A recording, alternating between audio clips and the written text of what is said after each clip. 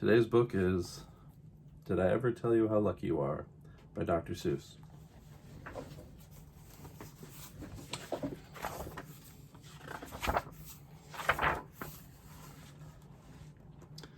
When I was quite young and quite small for my size, I met an old man in the desert of Dries, and he sang me a song I will never forget. At least, well, I haven't forgotten it yet.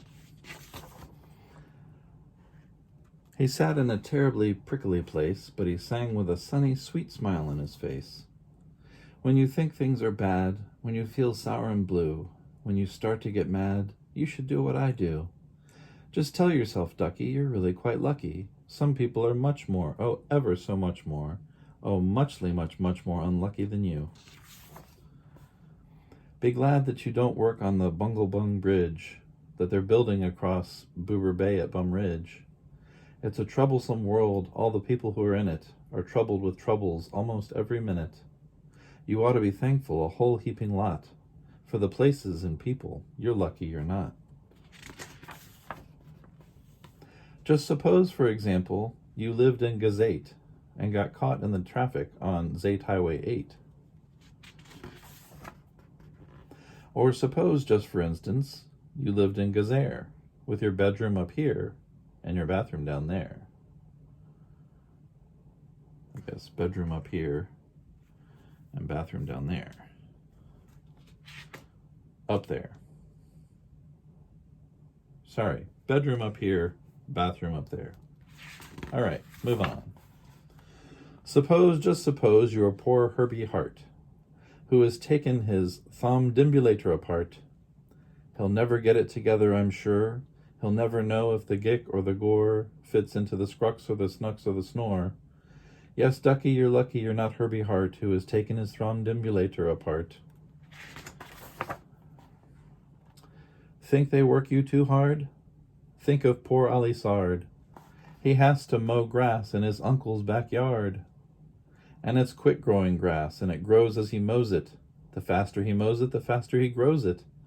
And all that his stingy uncle will pay for his shoving that mower around in that hay is the piffulous pay of 2 duklas a day, and Ollie can't live on such piffulous pay. He has to paint flagpoles on Sundays in Grooves. How lucky you are you don't live in his shoes. And poor Mr. Bix, every morning at 6, poor Mr. Bix has his borfin to fix. It doesn't seem fair, it doesn't seem right, but his borfin just seems to go schlump every night. It schlumps in a heap, sadly needing repair. Bix figures it's due to the local night air. It takes him all day to unschlump it, and then the night air comes back in, and it schlumps once again. So don't you feel blue, don't get down in the dumps. You're lucky you don't have a borfin that schlumps. And while we're at it, consider the schlots, the crumple-horned, web-footed, green-bearded schlots, whose tail is entailed with unsolvable knots. If he isn't muchly more worse off than you, I'll eat my umbrella. That's just what I'll do. And you're lucky indeed you don't ride on a camel.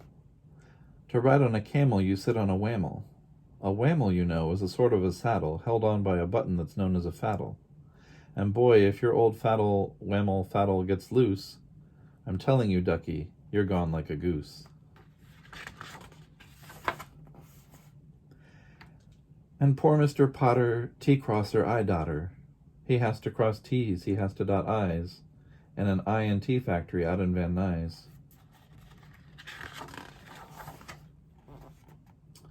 Oh, the jobs that people work out west near Hotch Hotch. There's a Hotch Hotcher bee watcher. His job is to watch.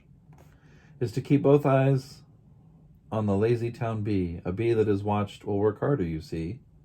Well, he watched and he watched, but in spite of his watch, that bee didn't work any harder, not much. So then somebody said our old bee-watching man just isn't bee-watching as hard as he can. He ought to be watched by another Hotch Hotcher. The thing that we need is a bee-watcher watcher. Well, the bee watcher watched the bee watcher. He didn't watch well, so another watcher had to come in as a watcher, and today all the Hotchers who live in Hotch are watching on watching the watcher who's watching that bee. You're not a Hotcher, you're lucky, you see. And how fortunate you're not Professor Debris, who has spent the past 32 years, if you please, trying to teach Irish ducks how to read Javanese.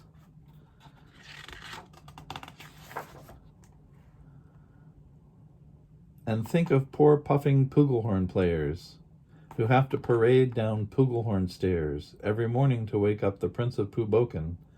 It's awful how often those pugels get broken. And oh, just suppose you were poor Harry Hatto. Try as he will, he can't make any shadow.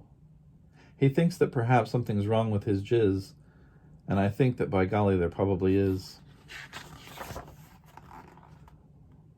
And the brothers Bazoo, the poor brothers Bazoo, suppose your hair grew like theirs happened to do. You think you're unlucky, I'm telling you, ducky. Some people are muchly, oh, ever so muchly more unlucky than you. And suppose that you lived in the forest in France, where the average young person just hasn't a chance to escape the perilous pants-eating plants. But your pants are safe. You're a fortunate guy. And you ought to be shouting, how lucky am I?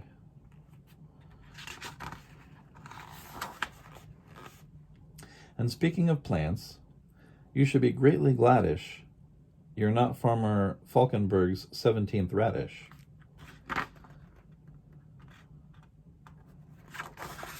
Getting ready to get eaten. And you're so lucky you're not Gucky Gown, who lives by himself 90 miles out of town in the ruins of Ronk. Ronk is rather run down. And you're so lucky you're not a left sock, left behind by mistake in the caverns of Croc.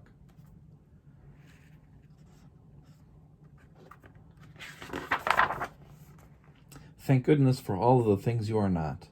Thank goodness you're not something someone forgot. And left all alone in some punkerish place, like a rusty tin coat hanger hanging in space.